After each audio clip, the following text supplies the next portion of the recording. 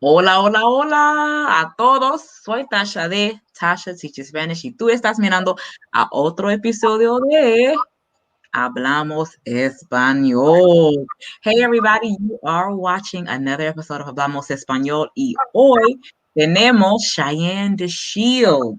Hola, Hey, thank you so much for coming, Cheyenne. I appreciate you. thank you for having me. Yes, ma'am. To you, the viewer, if you never watched an episode of Hablamos Español before, bienvenido, gracias, todo eso. Thank you so much. And of course, if you've long watched the program, gracias a ti también. But Hablamos Español exists to shine a light on those who are contributing to the diversification of foreign language learning, and especially melanated folks, because so oftentimes we don't see ourselves in foreign language spaces, and so we don't think we belong there, and other people don't think we belong there either. So this is more so just to show our folks and the world that we are polyglots as well. We are multilingual, and we can do it. And so if you're a beginner, you're a novice, and you're already overwhelmed with Spanish or whatever, whichever language, hang in there. Tú puedes hacerlo si se puede. Okay. All right. So that's enough for me. At the beginning of each episode, we have our guest do a little introducción en español. And so this gives you, the viewer, the opportunity to test your Spanish. You know, how much do you know? How much do you not know? And then at the end, she'll do her interview, or excuse me, her introduction, otra vez en inglés. And so you can confirm what you got right and see what you got wrong. All right, so here we go. And I have never actually met Cheyenne before. So everything today, I'm learning with you. Okay, we're learning together. But that's Okay. good. I always like to really, talk to people I don't know. I learned so much through that too. All right, Cheyenne. So, sabemos ya que tu nombre es Cheyenne, claro. ¿De dónde eres? Yo soy de Delaware, pero ahora vivo en Cleveland, Ohio. Mm. Estoy estudiando, soy estudiante de trabajo social en un programa de maestría, un master's program. Y Okay. estoy en mi último semestre, gracias a Dios. Yay. Gracias, gracias. Y sí, Ok, entonces para estudiar trabajo social, eso significa que tú tienes una buena corazón, ¿no? más o menos, más o menos.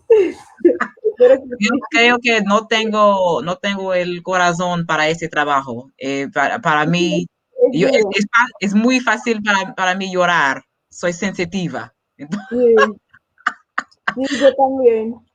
Oh, ok, pues, Sí, pues gracias por la decisión hacer este tipo de trabajo, porque frecuentemente en cualquier posición, en cualquier nivel, no paga suficiente para lo que ustedes tienen que hacer. Entonces, gracias sí, a ti por la decisión hacer eso. Gracias. gracias. Sí, es trabajo muy, muy duro, pero también hay muchos beneficios. Um, Ujú. Tengo la oportunidad de conocer a mucha gente, ayudarles con la salud mental y para mí es eso esto es muy importante también. Sí, gracias por tu sacrificio. Ok, muy bien. Ok, eres estudiante, entonces supongo, no sé, tú no tienes mucho tiempo libre, pero ¿qué te gusta hacer en tu tiempo libre? ¿Cuáles son tus pasatiempos? Sí, tienes razón que no, no tengo mucho tiempo libre, pero me gusta escuchar música, cantar, tocar la guitarra, um, estudiar la Biblia. De hecho, tengo un estudio bíblico en español. La mayoría de la gente habla español en este estudio, así que es uno de mis pasatiempos.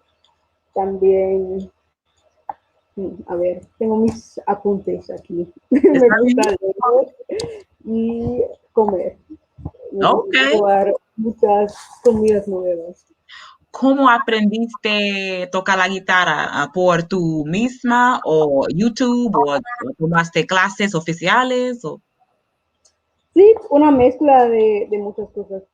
Yo empecé con YouTube cuando tenía como 13 años Oh, y he tomado lecciones en el pasado también en la uni, pero la mayoría como self-taught. No sé cómo decirlo, pero sí. Ok, muy bien. Yo tengo interés en tocar el piano.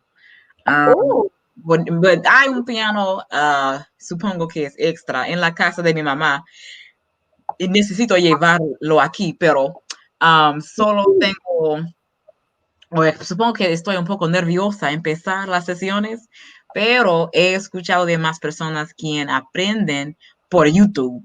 Entonces, supongo que sí. es un buen paso número uno o primer Ujú. paso. Sí, estoy de acuerdo. Hay muchos recursos en YouTube. Hay Ujú. bastantes. Vamos a ver. Ok, muy bien. Por favor, hable un poco de su familia, madre, padre, hermanos, cualquier persona. Ok, sí, tengo mi familia en Delaware, todos están en Delaware por ahora. Yo vivo con, ahora no, pero mis padres y también tengo una hermana que es mi melliza, como gemela, pero no somos muy parecidas. Bueno, Mm, idénticas. ujú. También otra hermana menor y es mi familia. Ok, Y muy es bien, muy interesante. y quiero dar un shout out a mi familia. Hola. Hola, familia. Y Hola, entonces, familia. tú y tu hermana, la gemela, no son parecidas o identicales. Entonces, supongo que no fue posible hacer trucos con otras personas No, desafortunadamente no. Pero siempre me gustaría hacer eso, pero no. Ella es más alta y sí. Entonces, pero ustedes comparten las otras cosas de gemelos como mismos pensamientos o mismos sentimientos. Sentimientos,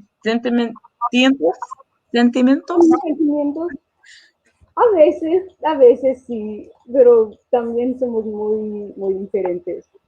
Um, hay algunos intereses que compartimos, pero mm, no sé, ya somos adultas y sí, tenemos intereses muy diferentes también. Ok, ok, está bien. A- Individual. Ahora, mientras tú estás explicando la diferencia, estoy pensando de la película con Arnold Schwarzenegger y Danny DeVito. Una película muy vieja y en la película ellos son gemelos, pero son los opuestos exactos. Pe- Oh, es una película muy vieja, no recuerdo el nombre, pero sí. Ok. sí, sí, no creo que ah, la haya visto. No, está bien, está bien. Ok, continuamos. Oye, Tú, pues no, tú has dicho ya, eres una estudiante, etcétera. Ok, sabemos lo que tú haces y lo que tu meta hacer. Ok, las últimas dos preguntas. ¿Tu canción favorita en español o al menos una de las favoritas y cantante favorito en español? uh, y es una pregunta complicada. Yo tengo muchas canciones favoritas. Me encanta escuchar la música cristiana. Um, una razón por eso es que es muy, muy lenta esa música y es más fácil de entender lo que Mm, está diciendo en las canciones. sí. Um, por ahora mi canción favorita se llama El Manto y la artista es un grupo que se llama Grupo Grace. Y se llama el marto, ¿cómo se El dice? Manto. Manto. El Manto. Y es una canción sobre la sanación. Ok, aquí está. Es nuevo. Sí, sí, bastante. Ujú. Ok, También. muy bien. ¿Y tu grupo o cantante favorito en español o uno? Mm, me gusta Lily Goodman y Christine Di Clario. Y, Ujú.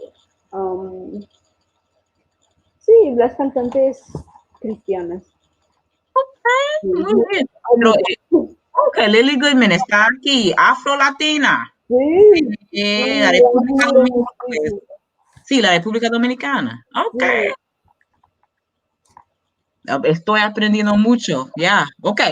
Pues qué bueno. estoy de acuerdo contigo que es más fácil entender Sí, la música en español cuando es música cristiana. Yo tengo un cliente ahora quien es cristiana y un día o 2 días, sí, por al menos 2 lecciones o 2 veces hemos escuchado a una canción en español y yo pensé, ay, necesito usar este tipo de música más frecuentemente para sí, enseñar.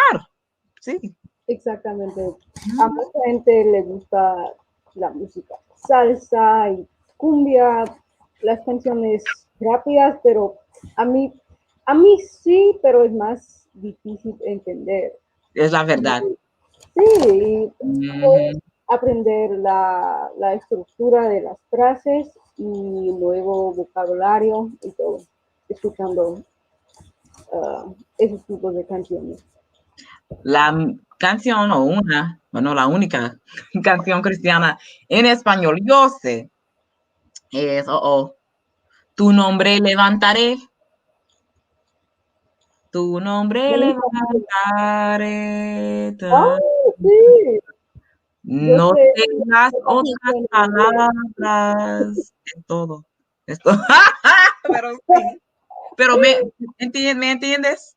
Sí. Sí, Ok. sí, en inglés, yo sé esa Ujú. canción. Y obviamente no sé o conozco la canción muy bien, solo entiendo la primera línea, o el primer línea, pero está bien.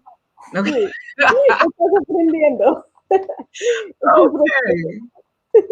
Muy bien, muy bien. El fin. The end. Okay. All right. So, you, the viewer, you made it through our 10-minute conversation. So, what did you get? What made sense? What didn't?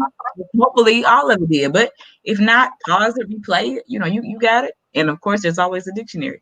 Okay. So, Cheyenne, let's go ahead and start at the beginning of Okay. your Spanish language journey, at least starting there. Why you decided to learn Spanish in the first place? Okay. So, I learned Spanish first in school when I was like in seventh grade. I think I was like 12 or 13. I'm 25 now. So it's been, a good long process.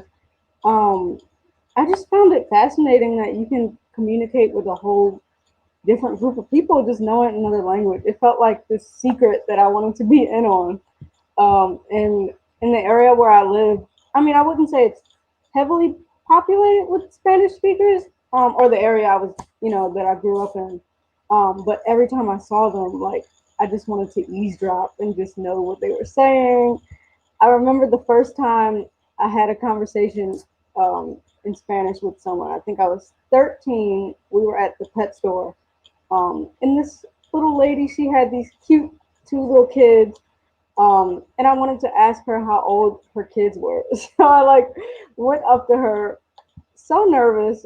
Just I don't even know if I said a full sentence. I said like, and it was all grammatically wrong, accent all bad. Like, oh, cuántos años tiene tu hijos or something like that. And she answered me, and she was so friendly, and that just let me know that people are friendly out here, and it's okay to just be a beginner. It's okay to just start out. You have to start somewhere. And so from there, I just had more of a passion for it. My parents also really like invested in that passion for me. They brought me like little Nintendo games that focused on learning Spanish, so I was able to use that as like a supplement outside of class. And so it really became just a lifestyle for me. Look And at it you. the music, and yeah, so there's a lot of different things that I kind of used to build up to this point. I should timestamp this because that nugget about your first encounter is gold, Cheyenne. And you went on to explain why, because it's about getting out there sounding wrong, just taking that leap. You have Mm-hmm. to start somewhere. That was great. That was a nice little story. And you were Thank approximately you. 13 years old. Yeah, I was about 13. Yep. And that was Let me my ask first you this: time speaking to somebody in Spanish. Do you was your do you think another contributing factor was that your teacher was good? Because especially that young, a lot of people say their junior high or high school Spanish teachers weren't even good, so they got them on the wrong foot. So do you think having Mm-hmm. a good teacher contributed as well, or your teacher wasn't Mm-hmm. that great either? I had so many good teachers. Starting in seventh grade, I had her name was Miss Dunbar, and then high school. I just want to give them all shout outs because I might tag them in this later.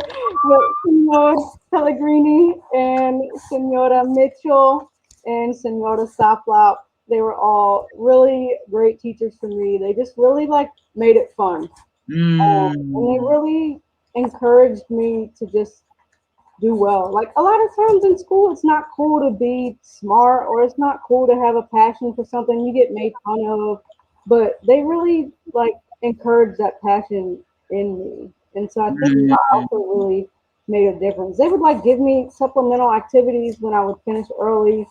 They gave me books to take home over the summer, like to practice. They really mm. saw that I wanted to make this a lifestyle, and so they nurtured that. So I think that's so important to have a good teacher. Yes, ma'am. Amen. And so it's just it was a win on both sides because it Hmm. sounds like you were the kind of teacher excuse me, you were the kind of student a teacher would want anyway. You know, a good teacher wants a student like that. But I taught in the public school system for just 1 year, but I come from a long line of teachers. And so I do know on the other end, you do have so many students that aren't they're not digging whatever you're teaching, or even if they Hmm. are, like you said, you get made fun of, so they want to be cool. It's hard. It's sometimes hard to find that one who really wants to soak up everything. And so, Hmm. just like they were a blessing for you, it sounds like you were a blessing to them, so they could pour into you. That's Yeah, good. I Win didn't even think about win. it that way. Win win. Because I mean, like I said, good teachers, not every teacher, but a good teacher is looking for somebody that wants this knowledge and thirsts. That's Hmm. nice. And then shout out to your parents. I didn't even know. And you said Nintendo. That's old school. I feel like it's hard to find games now that are cool with focus on Spanish. So Hmm. Nintendo had stuff back Yeah, the then. little DS, the little not the Game Boy, but the thing that came after the little DS. Oh, We had a what little you DS travel game with? called My Spanish Coach. Yeah, What? I it's gotta look really that up. good. I may not even be out now, but you said my Spanish club or code Coach, on the, I My did it Spanish Coach, blow like my mind a away, sports team. and it popped up right away. Oh, I think it's still living. still out there. It came out in 2007. I could get it Hmm. $4 on eBay. Okay. Wow. Me entering this world of Spanish and foreign language education, I guess I just always assume stuff like that is new. The games, like Duolingo or the thousand things that exist now. But Hmm. even back in '07, there was something out there. That's Yeah, cool. my Spanish coach is like the OG, and I really appreciate my parents for just finding that type of stuff. I mean, they just gave it to me one day. I think either for Christmas or my birthday, because they knew that I was interested in Spanish. And a lot of parents wouldn't look for stuff like that. It would just be, Yeah. oh, Merry Christmas, so like here's a couple of dollars. But they really like invested in me and saw that that was my interest and helped build me up in that way. So yeah, That's nice. Thanks, mom and dad. yeah. All right. So you already really mentioned how you learn, but um, let me ask you this because I've heard this as well. Everybody's different, everybody has a different walk. For some people who had a love innately young, they started learning in junior high, high school, and were serious, but then took a little break and maybe had to pick it up for real later. The knowledge you have now, is it from seventh grade to now, or did the real learning take place at another time? I hope that makes sense. Yeah, that does. I would say so. Just thinking of it in a perspective from like brain development, I think that there were a lot of things that since I was younger, 13, 14, that did kind of catch on and stick through middle school and high school.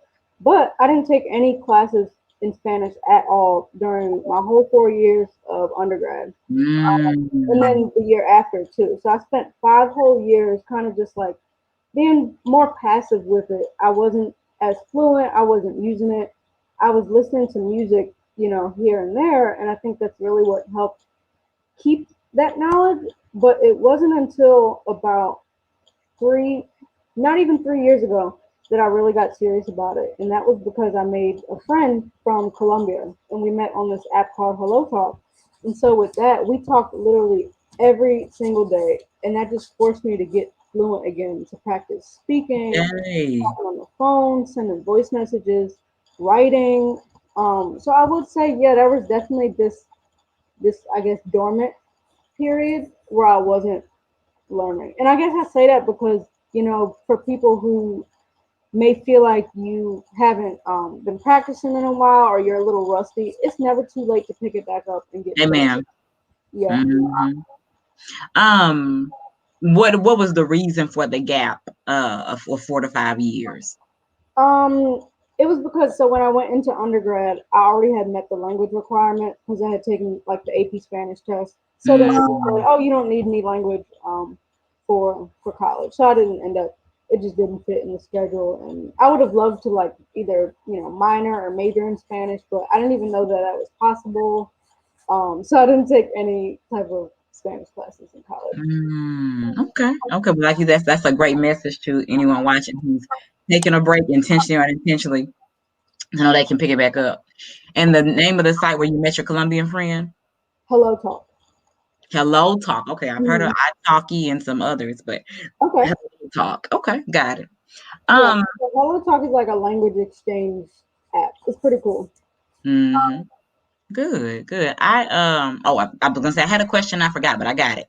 So Okay. a lot of people, because you mentioned I'm brewing in the introduction for you, the viewer. Uh, but you mentioned you're going into social work, and a lot of people, I don't know. Well, it's common. I won't say everybody, but a lot of people do, pick a job and then realize, oh, I need foreign language. So come on, foreign language. I, I need to learn you. But for you, foreign language is already there.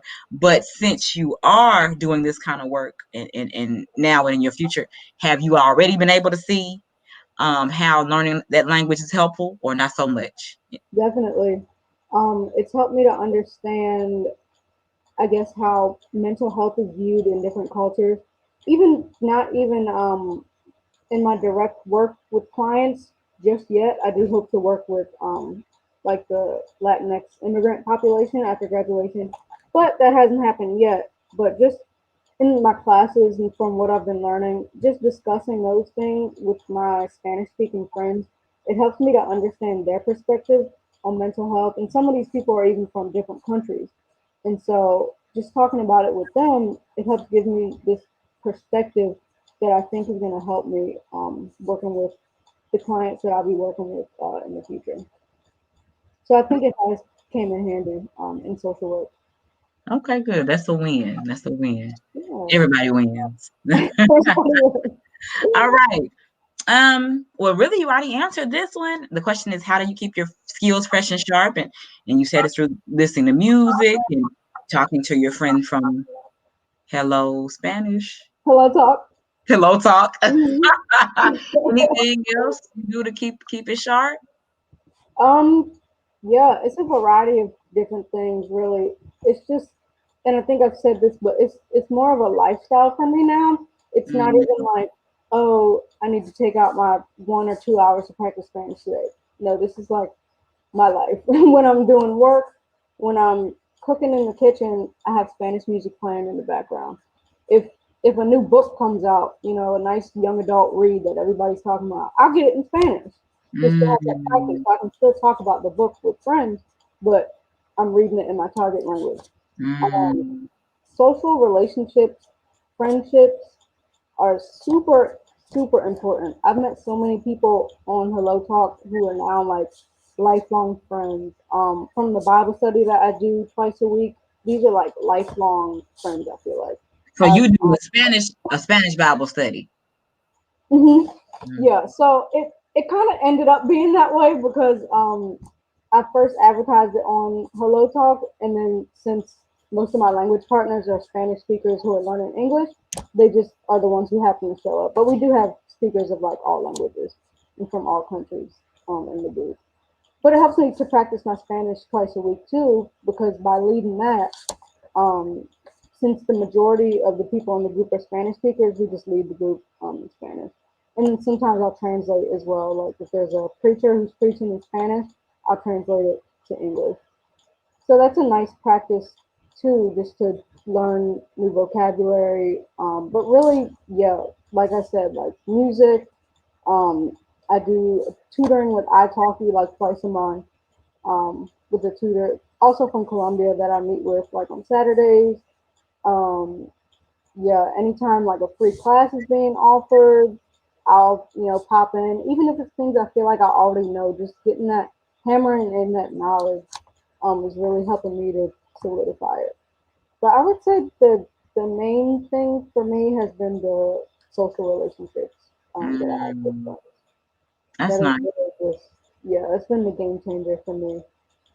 And that's one thing I tell anybody that wants to learn, but especially people I work with, find whatever you like or love in Spanish already. If you like little messy drama TVs, there are plenty of those in Spanish. Or Mm-hmm. when you go YouTube something, how to apply makeup or whatever, just put it in Espanol and it's gonna open you up to 1,000 videos you've never seen because you put it in That's so Spanish. true. And Spanish speakers are talking about the same thing. So it's of course every person doesn't attach to everybody, but it's always a good idea because like you said, it really is a lifestyle. It really Mm-hmm. or at least that's how you get to higher levels. I'll put it that way. That's how you grow. Exactly. Exactly. And I mean, the growth process had definitely been, with the hills and valleys. Like, you definitely can't be afraid to be wrong, can't have an issue with being corrected, Amen. constructive criticism. Amen. Um, and for me, that was a hard process because I'm the type of person who likes to be right. I like to know things already. So you really have to sit with yourself and be like, okay, if this is what I'm trying to do, if I want to learn this language, I need to be okay with being wrong. I need to be okay with learning, with practicing, with putting that time in. And so that was like a big change for me. But once you embrace that, like your level's gonna go from here all the way up here. Amen. Come in, I guess like a baby in a sense, open and wide eyed, etc. That's good. That's good. Exactly. Okay. So you can either take this back to seventh grade or you can take it back to 3 years ago. But what was the one thing or several things that you found most difficult about learning when you first began learning Spanish?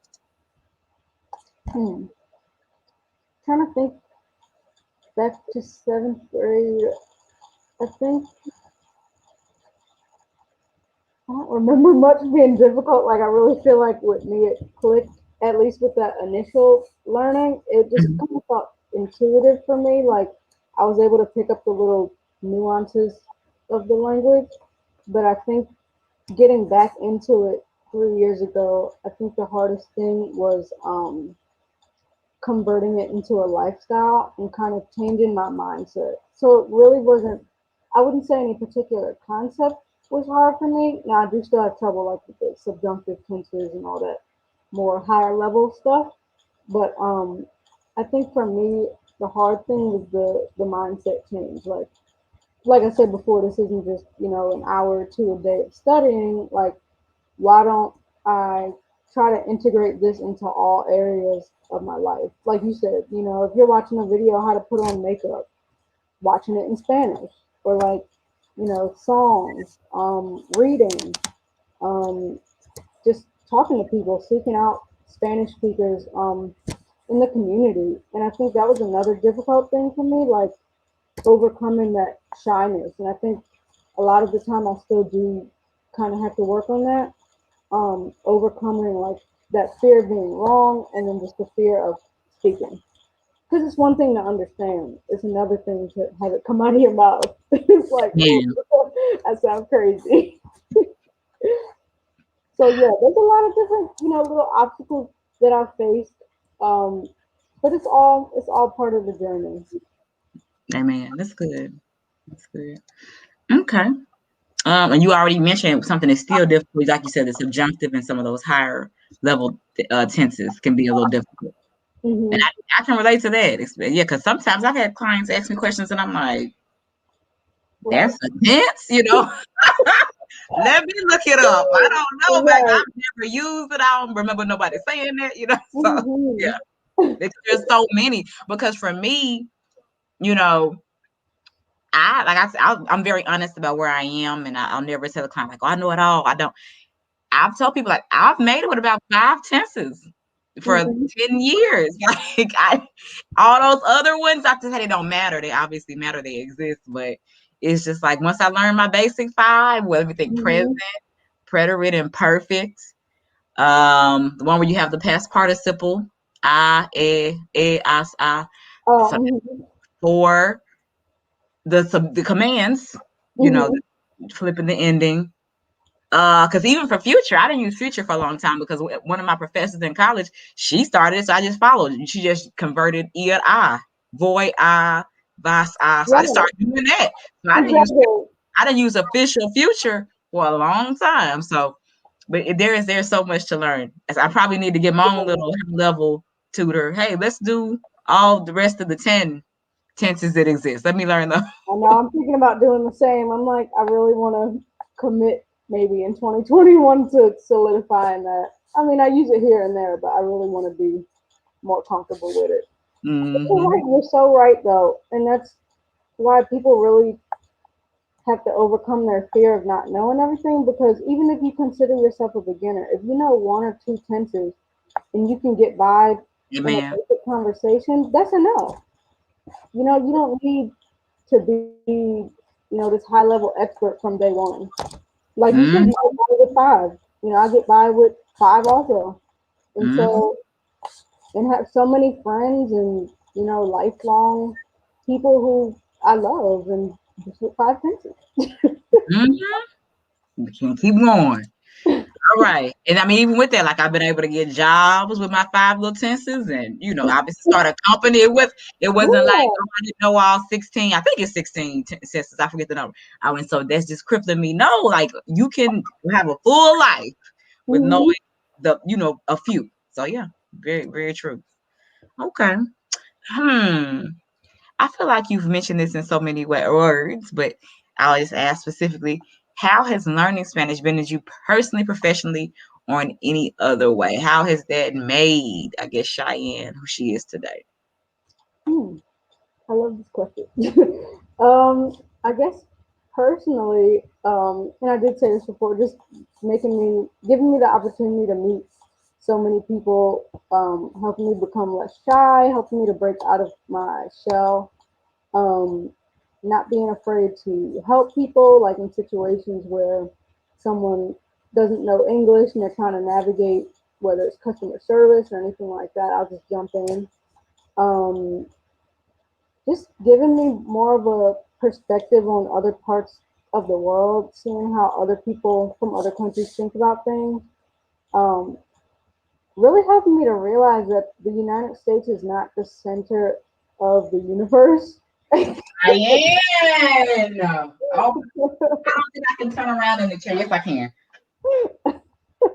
Yes, that's a winner. It's so true. It is so true. Like we just grow up with this mindset that this is all there is. America is all there is, and there's nothing else out there. Like I've been to Colombia, and that really opened my eyes to just what else is out there, and just the fact that there's major world events going on in every other country in the world, and we're only focused on what's happening here. And it's like it's an unfortunate and almost irresponsible mindset for us to have. Like we really have to grow past that, grow out of that. So I think Mm. learning Spanish and just making this a lifestyle and embracing Spanish speaking cultures as well has just really opened my mind up. That's a winner. And that's another timestamp if I can note it because I mean it's just so true and I'll take it even a step farther for me. It also made me realize yes, well, I don't know. Okay, but I remember when I first went abroad the first time I went to Costa Rica for a month and I came back and I realized how we were kind of spoiled with things like what really was a necessity and what wasn't, what a luxury really meant. And then most of us here have them. Even if you live here in a low income home, like you still have luxuries others don't. It made me realize we're spoiled. Like you said, that there's a life and other stuff going on. We're not the best. People love to say it's the best. I mean, I'm happy to be here. I'm not trying to say I'm trying to live somewhere else, but other countries are great too. But also, because especially since I've been studying in my master's program, I'm getting a master's in Spanish now. Oh, Um, great. and so there, most of the lessons are just like history or books and things like that. And so what I've learned is that I guess the U.S. or people like to complain about the U.S., like those of us who live here, but I guess wrongdoing and bad history has happened everywhere. Mm-hmm. Like the history of the U.S. thinks just as much as others, or they're really similar. Political corruption, different forms of slavery, lack of environmental concern. It's the same Definitely. everywhere. We Yeah, all go through the same stuff, sometimes on a more intense scale than others, depending where you live. But yeah, this is all the same. exactly. And Hmm. then also kind of helping me learn about the role that the United States has played in a lot of issues in other countries, but that's another podcast. In ruining, I'm gonna be specific in ruining a lot of other countries, and they'll be like, Hmm. "Oh my God, you no, you're not." But you know what? I almost had a conversation with another guest about this. But yeah, it gets ugly, and it makes and in Yeah. that good point, Cheyenne. It makes me see why some people say they don't like Americans. Now, Hmm. the American they talking about doesn't look like me. Look, baby, we talking about two different Right. Americans. Maybe they don't realize that. They just say you American, boo. No, Right. boo, I'm booing them too. I'm with you. Exactly. We not. It's different, but they don't. They might not think that deep. But anyway, yeah, yeah, I get it. Yeah, I I get agree. it. All right, let's see. People automatically assume a person will easily make big money, whatever that's the definition of big money is. I'm gonna say 100,000. I'm gonna say 100,000 or more by being bilingual. Have you often gotten that assumption from people when they know you speak another language? They say, "Oh, you're gonna make that good money" or something like that. That's what I've heard a lot. I have heard that, yeah, especially from just different friends and family. They're all really excited for me and happy about it. That there's the possibility that I could make, I guess, big money. But I'm wondering where it's at because I haven't seen the big money. Wherever you are, please let me know. But, I'll I'm let you. I'll waiting. let you know what I find out. What I know, let you know. But Sounds it like just fun. through observation, because I did teach as a Spanish teacher, like I said, for a year at a school, and that's definitely not it. Even but even I've done like part time work as a interpreter, and that's not a guarantee. That's not like buckets of cash either. Really? Just I mean, it maybe I have not a certified interpreter. I wasn't going to say that. Maybe it makes a little difference. But looking online, I've seen positions that still pay $15 an hour to be an interpreter. You could be a regular person for that. Not saying Yeah. you're not saying you're not regular. I work on my wording, but um, it just yeah, I get your point. I think though, just from listening to people and learning, a lot of it is when well, I guess when you make a business. I'm not to 100,000 yet, but making your own business or being like a court interpreter Hmm. because that's so intense and requires such a high level of knowledge.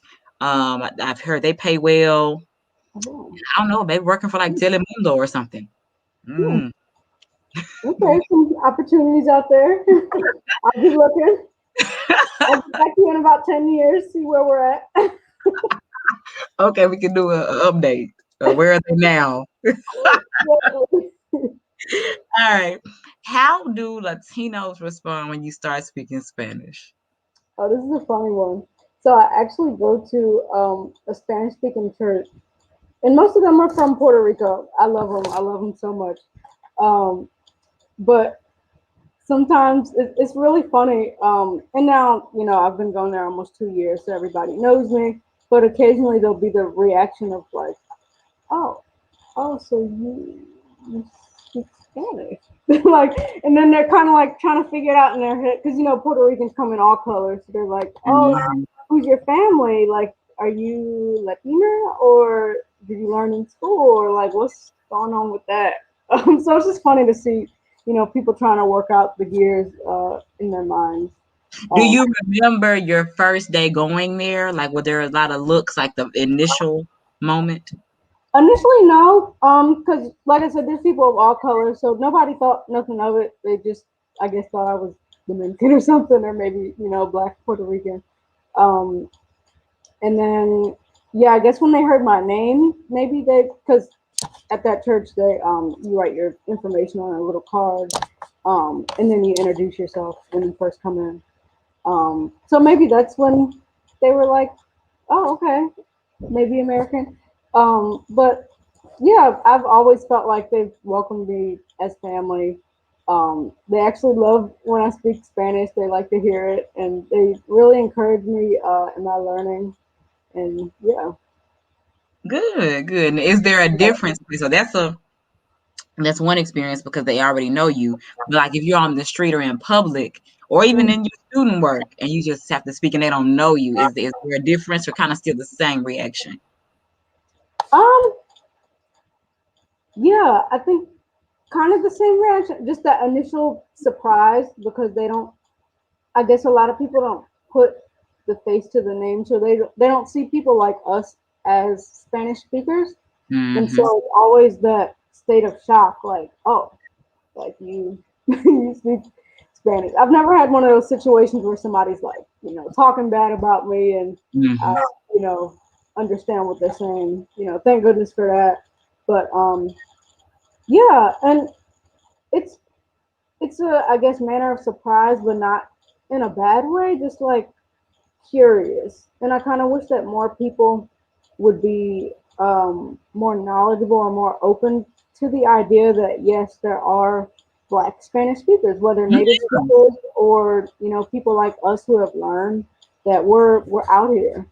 Mm-hmm. I think it's really cool. Like our community is growing, um, and yeah, people should just know that we're here. I had a guest on here, and he was I've several have mentioned it though because it is sad that Native Latinos or however you want to call them Hispanics don't know that they're melanated or Afro Latinos. And Yeah, wait and a that's minute, crazy. where are you from? Like you mentioned that Puerto Rico, you can have several shades, and I guess any of those Caribbean Spanish speaking Mhm. countries is quite apparent. But then a few countries have, none or indigenous, but not Afro, Mhm. So I was very surprised. I think the guest said some woman was like, you can't speak Spanish and look like you do, or something like that. Like, and she Mm. was genuinely shocked. I don't think she was trying to insult them. She was just like puzzled. I'm like, has she never Yeah. heard of an Afro Latino? But I guess I can see why because when I talk to natives, especially Afro Latinos, they'll say, still today or just now in 2021 or 2020, finally Afro Latinos are getting on commercials Yeah. and products. Like just now, what is it? Univision or Television just Telemundo just hired for the first Afro Latina newscaster. I forget her name. That was done Yeah. last year. In Um, 2020. yeah, Mm. so I guess I can see why a person, because every country is different. If you're not from a country where there are a lot of Afro Latinos, I think Argentina has like almost zero population percent. It's really Mhm. slow. So I guess I can see why, because you wouldn't even see them on TV until now, recently. So That's crazy. crazy to think about. But yeah, it's easy to understand like how they've been washed out of the media and just kind of hidden. Mm-hmm. People really don't know that they exist. Mm-hmm. Yes, ma'am. All right. So now, how do other groups respond when you start speaking Spanish? Blacks, whites, whatever other group there is. I guess, or more, United States folks. How do they respond when you start speaking? Everybody always thinks it's really cool. I've never, gratefully never gotten any type of like negativity or jealousy from anybody. Of course, my family and my parents are super proud of me. They always tell everybody that I speak Spanish. Uh, and they, I guess they're hoping for that big money. But yeah, everybody always thinks it's super cool. They want to know how I learned. They want me to, teach them things. And yeah, I think that even in my own family, just me going on this journey has inspired my sisters and other family members to learn Spanish also, just to see how it can just be a huge part of your life, allow you to meet so many people, so many opportunities. And yeah, I think I've opened that door for a lot of people. Yay. That's good. That's great. Okay. Let's see. Oh, we're kind of winding down now. What do you recommend for anyone who wants to learn the language, like brand spanking new, fresh out the foreign language womb? What are your recommendations? Which you given so many great nuggets, but to reiterate those or add anything else? Um, so I guess you can go on, the internet and find tons of different resources, tons of, it's easy to actually have access to the language and, watch videos, buy a textbook, have a tutor, self-study, things like that. But I think the thing that a lot of people aren't aware of when they're going in is the mindset that's required to really stick with it. Like you have to do, Mm. not to sound like a social worker, but have to do that inner work. That's what what's the name says. Ayana Van Zant, do the work. You have to do the work, like, and it's a mindset. You have to really be okay with something that might be a long process. People are not fluent overnight. I mean, I'm 13 years into this thing and still looking towards fluency. Still have a lot of things to work on, and so you have to be in it for the long haul. You have to remember your why, find your passion in it, and realize that it might not happen overnight, but it's well worth it. Like the relationships that you're gonna build, just to learn to enjoy the process of gaining knowledge. And that mindset isn't something that's taught in a lot of American schools. Like we're taught to, oh, let me just study for this one test and get the grade, and then I forget it. But this is a lifelong thing, and it can be really fun. So I think going into it with that type of mindset and knowing that, it'll really save you from a lot of frustration, and it'll make it more fun and easier to learn. That's gold. And I wrote that time step down, so I'm gonna remember that one. Um, and I've been thinking about making a video, and not to fuss. I know sometimes personally I can sound like I'm fussing, but overall mentioning that because the example I think of with two examples. The number one, children prodigies, like when Mm-hmm. they know piano or something. Well, Mm-hmm. yeah, you're a prodigy young, but your parent or whoever puts you in those lessons young, and you keep doing them for 10 years. So that when Exactly. you are 15, you're great. It wasn't like, oh, they had a knack for it, and they were the next year they were great. No, like No. daily, those parents, are on them every day, go practice several hours. The Mm-hmm. child probably get annoyed with them, but that took 10 years. And so, no one's shocked when hearing that, when hearing it takes a prodigy studying every day for 5 hours for 10 years, or the other stuff that people will do commonly with their children. You put them in dance lessons, but your child's not gonna be like a famous dancer, baby. Probably. Exactly. So look, all the time, you don't expect them to be a great dancer in a year. You'll put them in them for 10 years, and then after that, they're not dancing anymore. But it took several years for them to get as good as they did, So it's just, Exactly. don't be shocked that it takes so long. But Right. I think now, like you mentioned, it's a lifestyle, and more now, especially, it kind of just like a hot commodity. It's something to sell. Babbel sells it. This person sells it. It's kind of like, oh, here's a hot, trendy thing. Do it instead of Mm-hmm. it's a hot, trendy thing. You need it. Do you have 5 years available? Are you ready? So are Exactly. you like losing weight? Even like losing weight. That takes a minute. But I think that child prodigy example hits a little closer because that's something that really takes daily work for years. Exactly. You can lose a decent amount of weight in a year. So yeah. I Yes, ma'am. agree. That's good. Gold. Okay. So is there anything else you want to add? Say a funny story, whatever. Anything you didn't get to say here. Um, yeah, I guess for those who are learning a language, just be open to all the opportunities that it can give you. Even 1 or 2 years ago, like I never thought that I'd be in the place that I am now, like using it as a daily lifestyle. Just texting people in Spanish, having friends where we only speak Spanish, where it's not in the context of language learning, where we're just friends, and leading a Bible study, and hoping to work with Spanish speakers in my social work career. Like this language learning thing, like you said, it's not just a trendy, cute, fun little thing. Like it can be your whole life. It can be something really fun and enjoyable that you pass down to your own children. And so, yeah, have fun with it. Since you said it's a lifestyle, have you ever noticed? I've been doing this more in the past year. And when I get mad, I speak in Spanish. It's like that's what a native would do. A native would do that. So it's like, oh, okay, I guess I'm taking it up a notch. But have you ever noticed that about yourself, or in certain moments where you'll switch to Spanish?